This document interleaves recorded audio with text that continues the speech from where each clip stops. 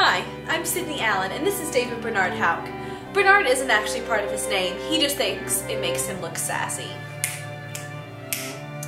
Welcome to Actor's Nightmare.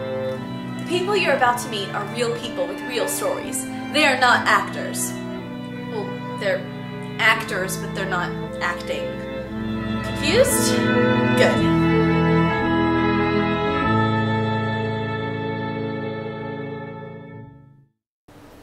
Do you have a dream role?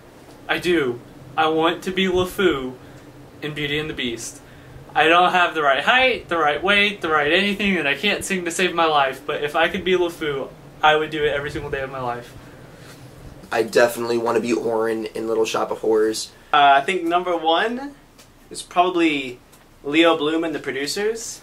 Trekkie Monster in Avenue Q, and that's mostly because I've had a couple people that I really respect in the theater world tell me I've never heard an a Trekkie as good a Trekkie Monster audition as that. He's probably the Duke in Moulin Rouge, and number three, I'll be singing Internet is for Porn sometime in my life, I think.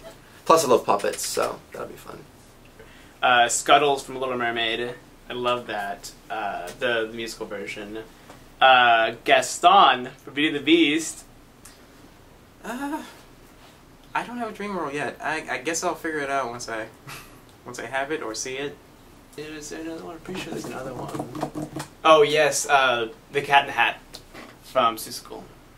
Is there any show that you would just never want to do again? Show that I would never want to do again.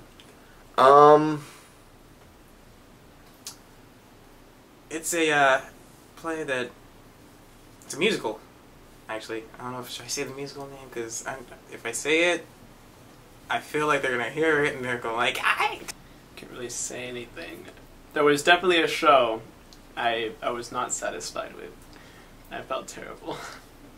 Fear, Dread, and Misery, a comedy. And it was quite possibly the worst thing to ever come from acting in the history of ever. No, I don't think so. Even the worst shows that I've been a part of, there's been something positive I can take from it.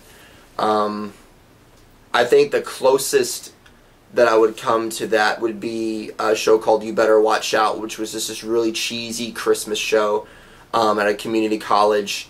I mean, the dialogue was god-awful. It's a wonderful title. Awful play. As we're doing the rehearsals, it is, oh god, it was like, I'm trying to think. You ever see, well, I don't know if you've ever like watched an avalanche, but I don't know if you've seen like pictures of an avalanche or some recording of an avalanche where like it just starts and it's just first it's a little bit of snow and then it gets bigger and all of a sudden it's this humongous catastrophe.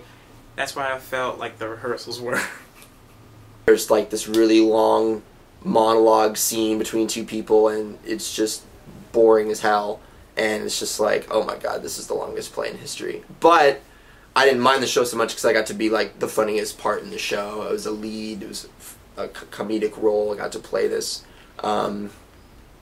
kind of hick car salesman type person. In his head, he was Frank Sinatra again.